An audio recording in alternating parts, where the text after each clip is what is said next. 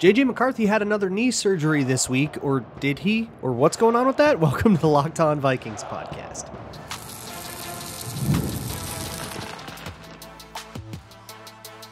You are Locked On Vikings, your daily Minnesota Vikings podcast, part of the Locked On Podcast Network, your team every day. Hello, everybody, and welcome to the Locked On Vikings podcast, where we're always trying to learn something new. It's part of the Locked On Podcast Network, your team every day. And thank you so much to my hashtag everydayers, those of you who make Locked On Vikings your first listen of the day each and every day. Today's episode is brought to you by FanDuel. You can start the season with a big return on FanDuel. New customers can place a $5 bet and you get started with $150 in bonus bets if you win that first $5 bet. Visit FanDuel.com to get started.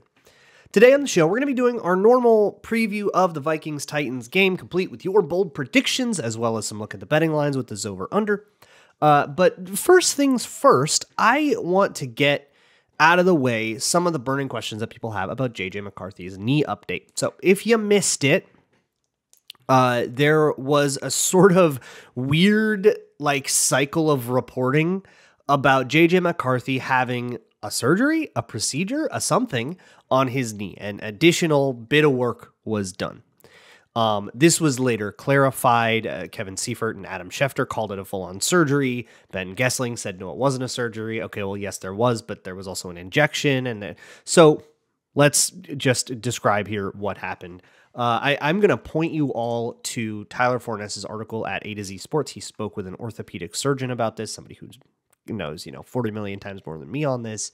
So just read that if you want an expert opinion. But I'll try to break down the Spark Notes for you. So I fully understand. Anytime you hear, second surgery, additional procedure, and especially when it comes to knees and all the things that we've seen as Vikings fans or just as NFL fans in general, everybody suddenly sounds the alarms and panic buttons go everywhere. Everybody calm down, okay? Team never panic. Here is what it sounds like happened based on this analysis and the reporting. JJ McCarthy had a little bit of swelling in his knee. It didn't sound like anything severe, but it was enough to raise potential concerns about if there was additional damage to his meniscus or anything else in the knee. The idea to address that concern, or I guess to investigate that concern, was probably, now this is the part where I'm speculating based on what that orthopedic surgeon said, probably some kind of tiny little scope. That's a teeny little camera. You do a little incision, you go look at it. That's you're not asking the knee to restabilize. You're not doing anything to the knee's healing process. You're making a little cut in the skin and you're looking at it, right? And so the only time it takes to heal is the time it takes for that to heal, right? And for the other processes that go along with the surgery, there's fluids and stuff that go with that. So if that did occur, which I would imagine that that's what's going on, they then used the information they got from that procedure to determine that no additional repairing was needed, just a platelet plasma injection. Let me get the exact words right here. Yeah, it's platelet-rich plasma. And the point of platelet-rich plasma is it's your own blood and it's spun to essentially condense it into the best stuff in your blood for healing. And then you inject that to the knee to make it the most healthy environment possible. That's maybe the best way I know to describe it. And hopefully that can help give, nutrients to some of the cartilage that heals a little bit slower. And that whatever problem was causing the swelling, hopefully that takes care of whatever problem that was. All in all, what you probably care about is not all of that medical mumbo jumbo. What you care about is how much longer that means we have to wait before we see McCarthy, and how much more that means we are at risk of re-injury, right? Those are the two questions that you really care about is this going to keep being a thing, and how much longer until I get to see the quarterback, right? And both of those answers to those questions are probably unaffected here. I have to say probably. Obviously, other things can happen. Other setbacks can happen. But it sounds like this, if it does affect his recovery timeline, it would affect it by a matter of weeks. And he was scheduled to be basically fully recovered well before camp. So if it does delay him a little bit, it doesn't delay him in any way that you would even know about, let alone have your like viewing experience affected by. And then in terms of chance of re-injury, that's not really any different than it already was for anybody that has a knee surgery. And based on what that orthopedic surgeon said, also Ben Lieber chimed in on this. Sounds like it comes from a perspective of a guy that's had this procedure, but I don't know off the top of my head if like he's dealt with that kind of knee stuff. I don't remember his injury history when he played. But everybody who's like got experience with this made it sound like this is actually a pretty common step that just doesn't always even get reported on. So hopefully that can like chill you all out. and what this isn't. This is like super distinct from something like Sam Bradford 2017 when he has a knee issue and then there's another issue. Just because there's two times that a reporter tweeted about a knee doesn't mean it's immediately a Sam Bradford issue and suddenly it's career threatening. That's not what's going on here at all. It's not even close to what's going on here at all. And if people want to try to scare you over that, just know that they're just trying to scare you to get your clicks. So that we can set aside and still kind of hold to our expectation, which is that J.J. McCarthy's the guy in 2025 and not before. Okay. Believe it or not, there's a game on Sunday, and the Vikings travel to Tennessee to take on the Titans. Talked all day yesterday with Tyler Rowland of Locked On Titans about it. And the only thing I even wanted to really bring up in this one, and I'll get into it in more detail, was about the way the Titans probably will play defense based on my conversation with Tyler and how that affects what we can expect from the individual players and what better way to do that than with the Zover Under. So that'll be next. Today's episode of Locked On Vikings is brought to you by Mint Mobile. With big wireless providers, what you see is never what you get. Somewhere between the store and your first month's bill, the price you thought you were paying magically skyrockets with all kinds of gotchas and extra little hidden nickels and dimes. With Mint Mobile, you never have to worry about that kind of thing again. When they say it's $15 a month, when you purchase a 3-month plan, they mean it. Mint Mobile is here to rescue you from overpriced wireless plans and jaw-dropping monthly bills and unexpected overages with their premium wireless plans starting at $15 a month. All their plans come with high-speed data and unlimited talk and text delivered on the nation's largest 5G network. Ditch overpriced wireless with Mint Mobile's deal and get 3 months of premium wireless service for $15 a month. To get this new customer offer and your new 3-month premium wireless plan for just $15 a month, go to mintmobile.com/LockedOnNFL. That's mintmobile.com/LockedOnNFL. Cut your wireless bill to $15 a month at mintmobile.com/LockedOnNFL. $45 upfront payment required, equivalent to $15 a month. New customers on first 3-month plan only. Speed slower above 40 gigabytes on unlimited plan. Additional taxes, fees, and restrictions apply. See Mint Mobile for details. This episode is also brought to you by FanDuel, America's #1 sportsbook. We are about to get into quite a bit of FanDuel's lines, but right now, if you're a new customer, you can get $150 in bonus bets if you win your first $5 bet. So go to the FanDuel Sportsbook app, which gives you everything you need to place all kinds of bets on the NFL, including your classics, props and over-unders, but also live bets. You get a hunch at halftime of a game. If something is happening in a Vikings game, they lead by 17, you think they're going to collapse, you can go bet on that kind of thing and probably get a ridiculous line for the other team. When you get a hunch in the middle of a game, no matter what it is, you can check out the latest stats, view live play-by-play, and so much more right on the same page where you place your bet. So everything is right there in one place, easy, convenient, and you can exactly hit that moment when you're trying to.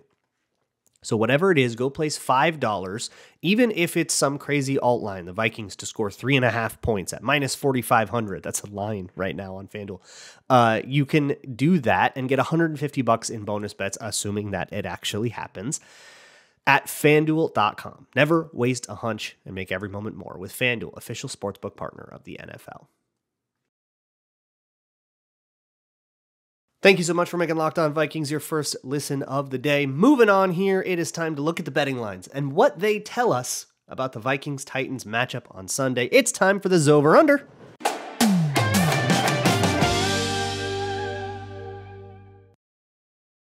So here's the deal. I'm recording this earlier than I usually do, and that means that some of the player props, receiving props, passing props, that kind of stuff that we usually rely on here, not up yet. So I'll go over what we have. We still have the classics. The Vikings right now, -5.5, and that's at -120. That means people are kind of hammering that. So I wouldn't be surprised to see that move. The over-under is 39.5. So that's something like a 23-17 kind of Vikings win would be something somewhere in there, right? That's the implied odds, or rather the implied final score. We can still look at the touchdown scores like we usually do, and it's very interesting. The two usual suspects here in Justin Jefferson and Aaron Jones are at -105. That's about where they've been for all of these games, but Cam Akers is also at -105.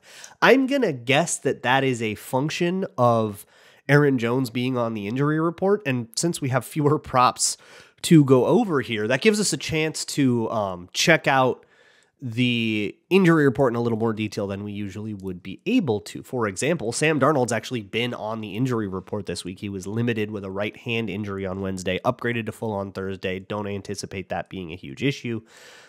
Something to maybe watch, though, if Darnold's passes start sailing really bad, or if the accuracy is bad, we could say maybe he was hurt last week and maybe he's still hurt and maybe that's why. Something to monitor, I guess. But what this is responding to is Aaron Jones. He's got a rib injury that he was carted off the field against Jacksonville. The deal with that, as it turned out, was he needed to go get an x-ray. That x-ray came back negative. He was fine, and that's why he was able to come back and resume duties as RB1, even in a cleanup duty situation where it absolutely didn't have to be him. So not only was that injury not severe enough to keep him off the field, they weren't even worried about re-injury, but they limited him on Wednesday, they limited him on Thursday, and I'm guessing the sports books just do that when they're FanDuel just sees, limited participant and says, let's put his backup on there. Gabe Murphy is also upgraded to full. He is in his 21-day practice window. He was on temporary IR. Remember the undrafted free agent from UCLA we were all really excited about, the edge rusher. So we'll see if he even gets activated and suits up for this game, but it does sound like he's going to get put back on the active roster in this one. The only two other players that have been limited all week are Josh Oliver and Andrew Van Ginkel with a wrist and a hip injury, respectively. We'll see if either of them even get questionable designations. Obviously, they both finished out their game, so make of that what you will. But I think that's what kind of explains the touchdown scorer thing. And then for the Titans, Tony Pollard, Calvin Ridley, the two most prominent touchdown scoring options, with Tony Pollard at +135. So there's three Vikings, although one of them is kind of two Vikings smashed into one with Cam Akers and Aaron Jones, but three Vikings before the first Titan. So I would guess that you're going to still see 1.5 passing touchdowns for Sam Darnold end up being the line. So in lieu of the more specific props, here's what I'm going to expect. And you can go look at FanDuel yourself, go sign up, get your 150 for 5 thing. And let me know if I was right. But my guess for how this game is going to go, I was going to look at reception totals for Justin Jefferson, not his yards, his receptions, because of what Tyler told me last week, which is that the Titans really like to back it off. They're okay with giving up a lot of stuff underneath and potentially allow a higher volume. So I was going to look at Sam Darnold's completions and Justin Jefferson receptions, Jordan Addison receptions, TJ Hawkinson receptions would have been a big one. And I'm sure all of those will contain really interesting information compared to how they were in the past. For example, I think last week the market really severely underestimated TJ Hawkinson. His line was 33.5. He ended up with 76, right? And that was probably because they were responding to what he did in the Colts game. These sorts of they're going to play cover 4 and that's going to limit things and this is all that stuff. Not really how a place like FanDuel will think. They're thinking more about, he has gotten this many yards in the last 3 games on average, and that's kind of how these lines are set in the first place. And then public opinion will sort of reinforce that or in some senses, just like the wisdom of crowds, right? In some moments, they'll push that line up or down depending on how on how that feels like anecdotally, right? Or hey, it's a really good defense, so they're gonna push it down, that kind of thing. It's something I would find very, very interesting there. If you want some interesting ideas for, like, the Vikings are favored in this one, of course they are. They're 7-2. The Titans are 2-7. And I think maybe the most telling one is in the game specials for FanDuel. The Vikings to score in all 4 quarters is plus 185. So a little bit easier than 3-1. You could think of that as. It's plus 440 for the Tennessee Titans. Doesn't that just illustrate nobody really sees the Titans as a team that's going to be able to go rack up a whole bunch of points. And based on what we talked about with Tyler, Tyler's been super down on the Titans for a long, long time, even into games that the Titans would ultimately win. And like I've been talking to him on Locked On NFL. We do Locked On NFL together on Wednesdays, so you can go listen to that Wednesday mornings. So I'm taking it with a bit of a grain of salt here, and I don't think that the Titans are a team worth overlooking, but the market might disagree with me. But of course, you don't need to listen to me to know exactly what's going to happen, because we have Zostradamus and ZD, who is just pretty much a coin flip, of course, picked this game like they always do. They came flying down. ZD did something very interesting. He came in at a weird angle and sniffed around the Titans lettuce and then went for the Vikings lettuce, whereas Zoe went very confidently at the Vikings lettuce. So at this particular case, Zoe and ZD both picked the Minnesota Vikings minus 5.5. So nobody is going to make any progress in their competition with each other, but I sure as heck hope that they're both right. But Zostradamus had a cool 6-2 this year, doing as well as she ever did, and this is now the 3rd year of this. I'm growing scared. Let's get into your bold predictions coming up next. This episode of Locked On Vikings is brought to you by Hillsdale College, which offers 40 different free online courses, including ones on like chemistry or mathematics or like Shakespeare's Hamlet, stuff you maybe would have studied in like high school or middle school. And it's all online and for free, so it's suited to your own schedule. Hillsdale is a Bible college I shouldn't say Bible college, it's a Christian college nominally. They've got a brick and mortar campus in Michigan, but this is more about their online classes.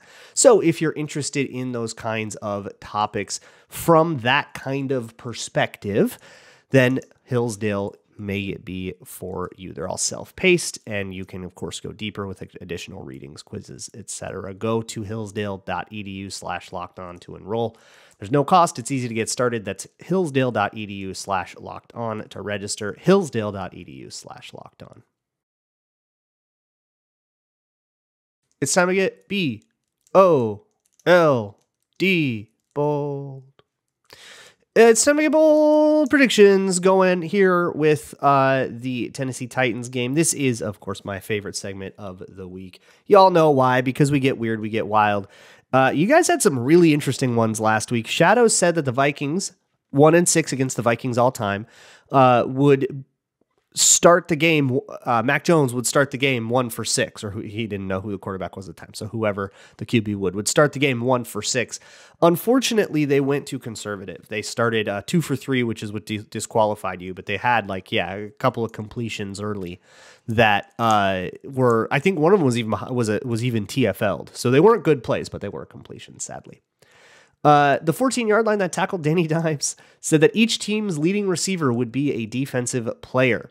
For example, somebody would have an 82-yard interception return, which would be more yards than any receiver had or whatever. Nope, the Vikings' leading receiver was TJ Hawkinson, and I didn't even look up who the Jaguars was.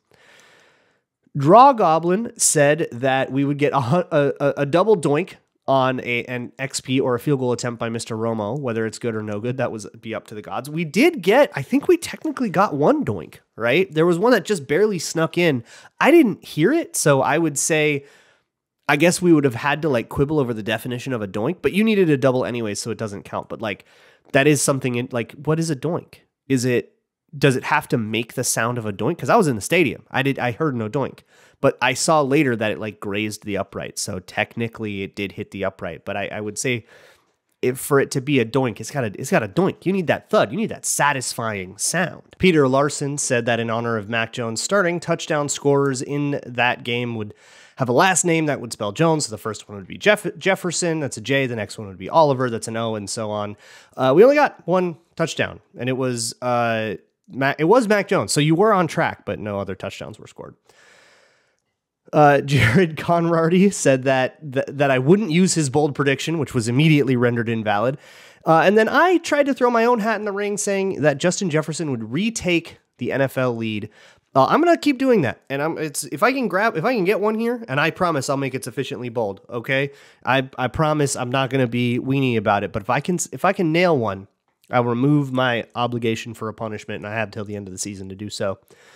Moving on to this week, Adam Oz, I'm so sorry, I don't know how to pronounce that last name, said CJ Ham and Johnny Munt will both get their second TD of the season.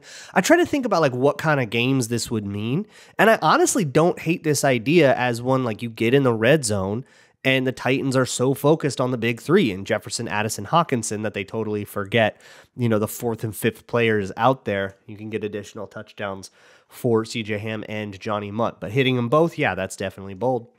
Sam Huseby says that there will be 3 straight plays with a turnover. Titans, Vikings, Titans. I'm not going to hold you to it being Titans, Vikings, Titans. It can be the other way around. But 3 straight plays with a turnover. I don't know if I've ever seen that in my life. The closest I can ever think of was, I think it was 3 straight drives with a turnover in 2016 in Philadelphia. Remember that game? They wore their blacks. The Vikings went into it 5-0 and it was a disaster. Where I think they like fumbled and then threw an interception and then like threw the interception back. But I don't think it was 3 consecutive plays.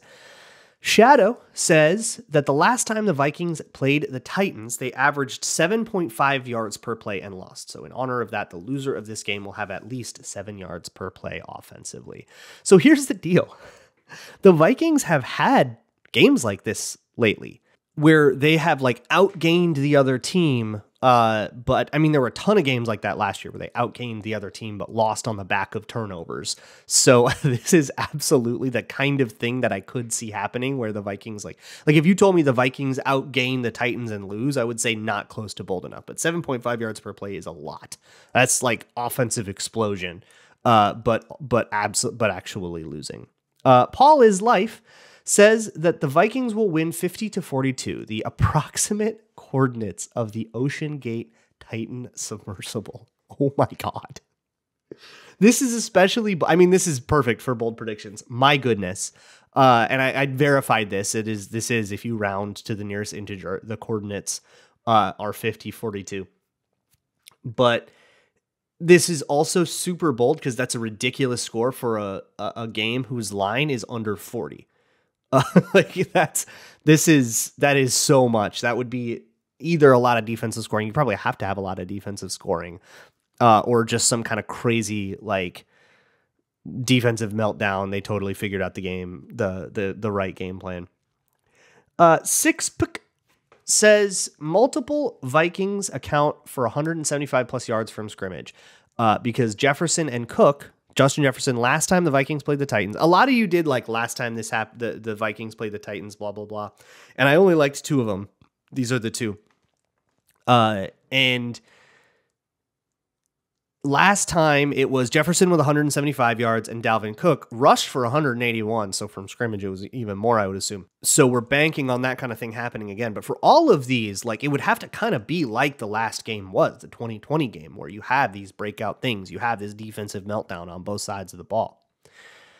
And Magic Skullbus says that in Attack on Titan, the number 13 is used in foreshadowing a ton. Therefore, it only makes sense that Levis will throw 13 passes, Pollard will have 13 rushes, and the Titans will score 13 points. I think Levis having 13 passes feels genuinely impossible here, to the point where I kind of want to take it out of this and just say that Pollard will have 13 rushes and the Titans will score 13 points. So how about I expand it a little for you and say Levis has to have a 13 somewhere. Somewhere in the stat line, like the box score, like the classic box score stat line. I don't want to see 13 yards per second down on like whatever weird splits you can make up just to make it hit. No. It's got to have a 13. Either it's, 13 yards rushing would be maybe more, 13 completions, 13 for 26, like one of those games where there's a bunch of incompletions. We got to have a 13 somewhere in the true classic box score, like somewhere you can just see on like Pro Football Reference. And I will be the ultimate judge of what counts and what doesn't, of course. But I promise, I'll be fair. And I will get in on this, by the way, by myself. And I will say, I'm thinking about what Tyler told me yesterday about how Will Levis likes to use his legs, how he sort of starts to be a hero under pressure. He starts to think he has to do the whole thing himself. And I think that Will Levis gets out of the pocket a lot on this one. I think the Vikings have actually broken contain a few more times. Jonathan Grenard likes to go inside. I think he's going to be the primary source of pressure. And if he cuts inside, I think Will Levis is breaking that thing. And if he's breaking that thing, I think that he's running. So I also think that Tyler kind of convinced me that their passing offense is going to have some trouble in this one. So I say Will Levis will have more rushing yards than his net passing yards. Net passing yards, of course, is passing yards, but like you include sacks. So if he takes a bunch of sacks that, for 60 sack yards and then throws for 90, that's 30 net passing yards. And then if he rushes for 45, this hits. So if I get that one, no eggs for me. I will see you all on the other side of this one. We'll have the postcast on Sunday after we hit 000. We'll have the Monday show up as normal. I will see you all. Have a good weekend. And as always, Skull.